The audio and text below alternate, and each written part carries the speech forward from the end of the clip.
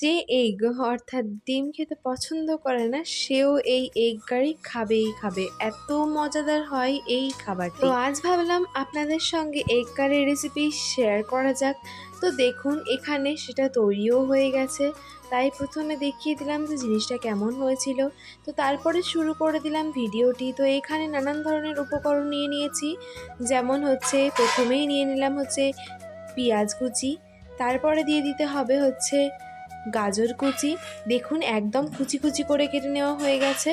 তারপরে এখানে নিয়েছি হচ্ছে শসা কুচি, টমেটো কুচি, তারপরে এখানে দিব অল্প কাঁচা লঙ্কা কুচি, তারপরে দিতে হবে কুচি করে রাখা ধনেপাতা, তারপরে এখানে দিব স্বাদ মতো লবণ, একটু চাট মশলা, হলুদ গুঁড়ো,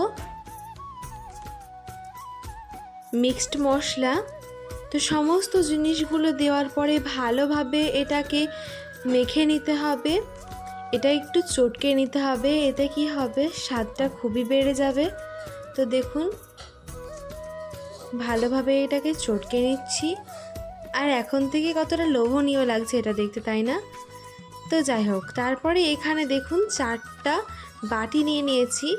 তো এই বাটিগুলোতেই ডিমটা হতে দিব।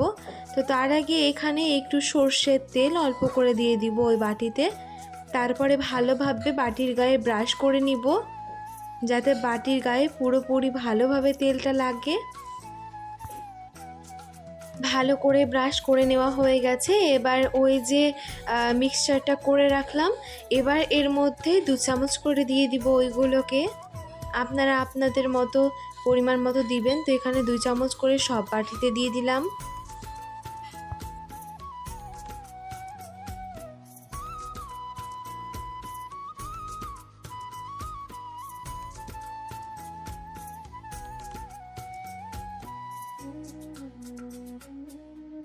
এবার এগুলোকে বাটির মধ্যে একটু সমান করে নিব। তো দেখুন সুন্দরভাবে সবগুলোই কিন্তু খুবই ভালোভাবে সমান করে নিয়েছি। এবার এখানে 4টা ডিম নিয়েছি। তো এই ডিমগুলোকে একটা একটা করে 4টা বাটিতে 4টা ভেঙে দিব।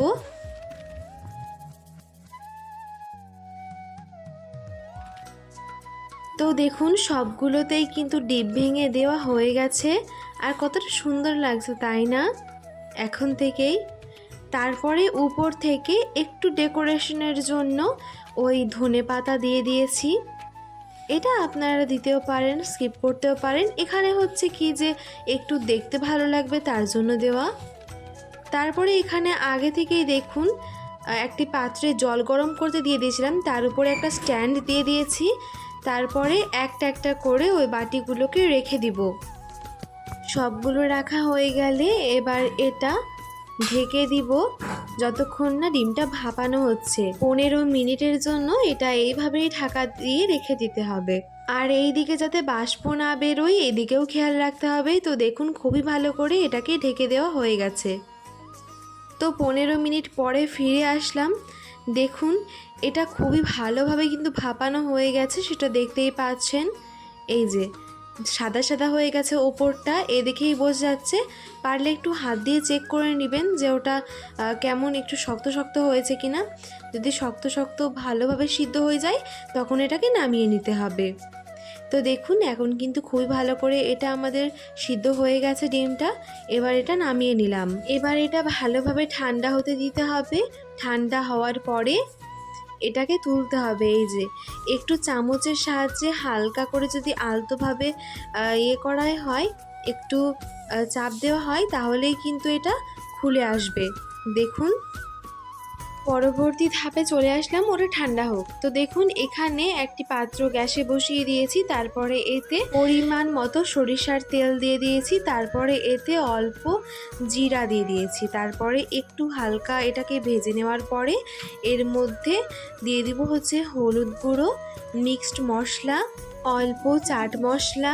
তারপরে এতে হচ্ছে পেঁয়াজের পেস্ট দিয়ে দিতে হবে অল্প। তারপরে দিয়ে দিব হচ্ছে টমেটোটাকে ভালোভাবে আগে থেকেই কুচিয়ে রেখেছিলাম, এবার এটা দিয়ে দিলাম। তারপরে ভালোভাবে এটাকে নাড়িয়ে চাড়িয়ে সুন্দরভাবে কষিয়ে নিতে হবে। অল্প একটু করে নিয়ে নাড়িয়ে চাড়িয়ে নেওয়ার পরে যখন জল দেখবেন বেরিয়ে আসবে এরকমভাবে, তখন এর মধ্যে অল্প আদা রসুনের পেস্ট দিয়ে দিতে হবে। তো এইগুলো দেওয়ার পরে ভালোভাবে এটাকে নাড়িয়ে নিব। তারপরে এর মধ্যে দিয়ে দিব হচ্ছে একটু কাশ্মীরি লঙ্কা গুঁড়ো, এতে কালারটা খুবই সুন্দর আসে। তো এই যেখানে কাশ্মীরি লঙ্কা গুঁড়ো দিয়ে দিচ্ছি। তারপরে ভালো করে এটাকে নাড়িয়ে চাড়িয়ে নিতে হবে, ভালো করে এগুলোকে কষাতে হবে, ভালোভাবে কষিয়ে নিতে হবে। তো এটা হতে থাক, হতে হতে এইদিকে ওই যে এইগুলো আছে ওই ডিমগুলোকে এরকমভাবে তুলে নিব। দেখুন একটু হালকা ড্যাপ ড্যাপ করলে আস্তে আস্তে উঠে আসবে। তার আগে একটু চামচের সাহায্যে একটু যদি হালকাভাবে করা হয় তাহলে কিন্তু উঠে আসবে, কোনো রকম সমস্যা হবে না। এই যে দেখতেই পাচ্ছেন আপনারা। তো এইভাবেই সবগুলোকে তুলে নিচ্ছি। সবগুলো তুলে নেওয়া হয়ে গেলে এবার যেটা করতে হবে, দেখুন এখানে গ্যাসে একটা তাওয়া দিয়ে দিয়েছি, তাওয়াতে আগে থেকে একটু সর্ষের তেল দিয়ে দিয়েছিলাম।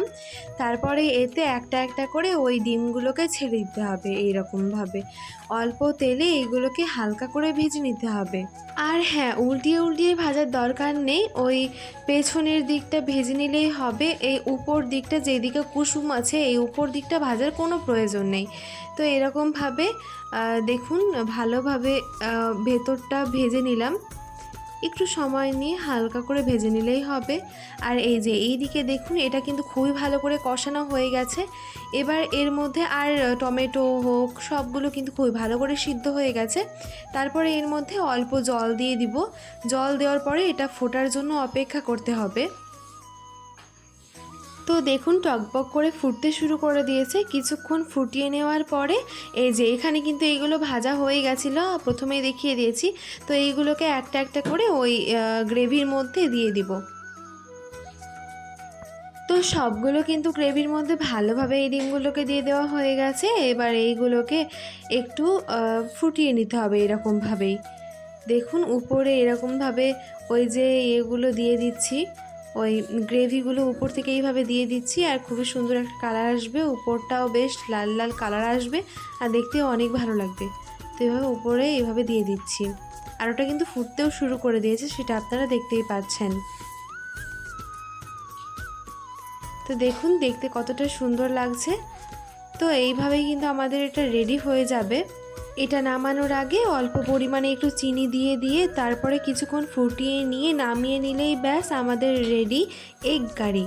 তো আপনারা এটা দেখতেই পাচ্ছেন যে এটা কতটা লোভনীয় আর কতটা সুন্দর হয়েছে। এটা দেখতে যত না সুন্দর হয়েছিল, এটা খেতে কিন্তু আরও বেশি ভালো হয়েছিল। এটা তো আপনাদেরকে আমি ভাষায় প্রকাশ করে বোঝাতে পারবো না। আর আপনারা আমার কথা বিশ্বাসই বা কেন করবেন? আপনাদেরকে করতে বলছি না, একবারটির জন্য বলছি যে একবার হলেও এই এগ কারি রেসিপিটি বাড়িতে ট্রাই করে দেখবেন, তাহলেই বুঝতে পারবেন যে আমি সত্যি বলছি না মিথ্যা বলছি। তো অবশ্যই ট্রাই করবেন। আর আমি কেটেও দেখিয়ে দিচ্ছি যে ভেতরটাও কত সুন্দর হয়েছে। আর কুসুমটা তো দেখে খুবই ভালো লাগছে, আমার তো কুসুম খুবই ভালো লাগে খেতে। আপনাদের কাদের কাদের কুসুম খেতে ভালো লাগে বলেন তো কমেন্টে। তো যাই হোক, আমার চ্যানেলে যদি নতুন হয়ে থাকেন তাহলে অবশ্যই আমার চ্যানেলটিকে সাবস্ক্রাইব করে পাশে থাকবেন। আর যদি আপনারা আগে থেকেই আমার চ্যানেলটিকে সাবস্ক্রাইব করে থাকেন তাহলে অনেক অনেক ধন্যবাদ। ভিডিও ভালো লাগলে আমার চ্যানেলটিকে সাবস্ক্রাইব করে পাশে থাকা বেল আইকনে ক্লিক করে অল নোটিফিকেশন অন করে দিবেন। এতে আমার নতুন নতুন ভিডিওগুলো সবার আগে আপনার নোটিফিকেশনে পৌঁছে যাবে।